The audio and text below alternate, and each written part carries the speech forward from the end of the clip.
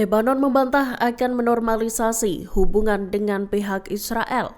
Seperti diketahui, Lebanon dan Israel sebelumnya telah sepakat untuk berunding mengenai perbatasan antara kedua negara itu. Lebanon dan Israel juga mengumumkan adanya 3 tim kerja yang akan dibentuk.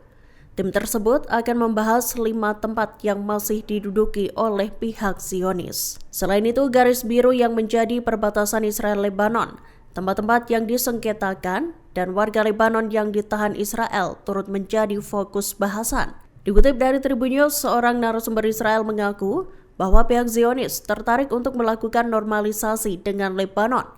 Namun para pejabat Lebanon pada Rabu 12 Maret 2025 membantah bahwa negosiasi dengan Israel mengarah pada normalisasi hubungan dua negara itu. Kantor Kepresidenan Lebanon menuturkan pernyataan bahwa perundingan Israel-Lebanon akan menjadi awal negosiasi adalah hal yang tak berdasar.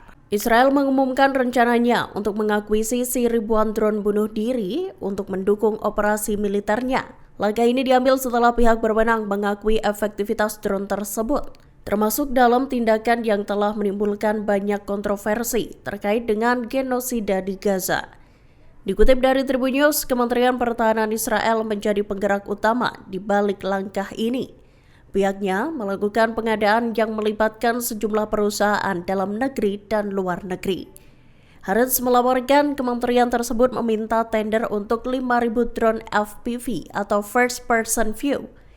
Drone FPV yang pada awalnya dirancang untuk balapan kecepatan tinggi, kini telah berkembang menjadi senjata presisi. Pesawat tak berawak itu dapat menghancurkan sasaran dengan akurasi tinggi. Penggunaan drone semacam ini telah terbukti efektif dalam berbagai konflik internasional, salah satunya di Ukraina. Ketegangan menyelimuti persidangan korupsi Perdana Menteri Israel Benjamin Netanyahu. Dilaporkan, Netanyahu berteriak pada hakim saat persidangan berlangsung. Hakim kemudian memerintahkan Netanyahu untuk diam. Dikutip dari Tribun News, Kamis 13 Maret 2025, momen menegangkan itu terjadi di hari ke-17 persidangan. Netanyahu sendiri menghadapi 3 kasus korupsi yang telah diajukan sejak 2019, termasuk tuduhan penyuapan, penipuan, dan pelanggaran kepercayaan. Kepada hakim, Netanyahu blak-blakan menyatakan bahwa pengadilan telah menempatkannya di dalam neraka. Netanyahu juga mengomentari dakwaan yang dijatuhkan padanya. Situasi kian memanas saat para hakim meminta Netanyahu untuk bergegas dan melewatkan tanggapannya terhadap sejumlah tuduhan. Netanyahu menggebrak meja dan melayangkan protes pada hakim Rivka Friedman-Feldman di pengadilan distrik Tel Aviv. Perdana Menteri Israel itu menegaskan bahwa tuduhan terhadapnya adalah kebohongan belaka. Ia juga mengklaim bahwa penyelidik bertindak ceroboh dalam menangani kasus ini. Hamas memuji keputusan Houthi Yaman yang bakal memulai kembali serangannya terhadap kapal-kapal Israel. Serangan Houthi akan menarget kapal-kapal Israel yang melintasi Laut Merah, Laut Arab, Bab el-Mandab, dan Teluk Eden.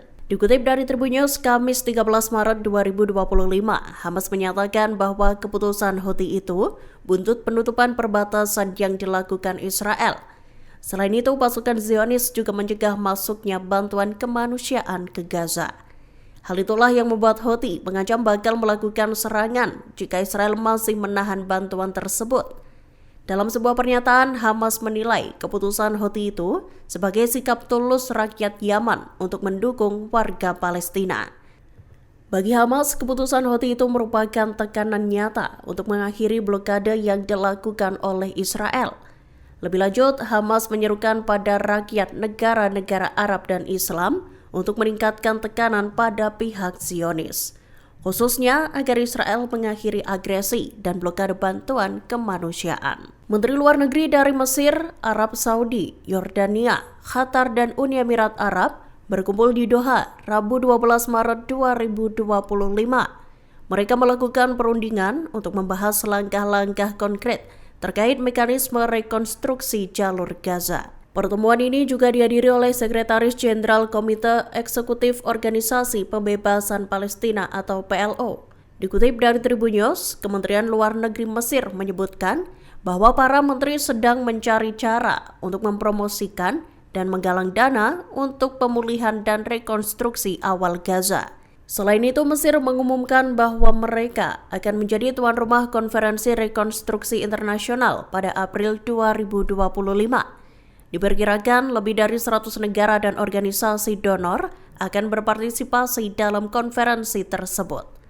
Sebelumnya pada 4 Maret 2025, negara-negara anggota Liga Arab mengadopsi rencana yang diusulkan oleh Mesir untuk membangun kembali jalur Gaza tanpa menggusur penduduknya. Rencana tersebut diperkirakan memerlukan biaya sebesar 53 miliar dolar atau sekira 870 triliun rupiah. Rencana ini hadir sebagai respons terhadap wacana Presiden Amerika Serikat Donald Trump yang mengusulkan untuk mengusir warga Palestina dari Gaza. Download Tribun X sekarang, menghadirkan lokal menjadi Indonesia.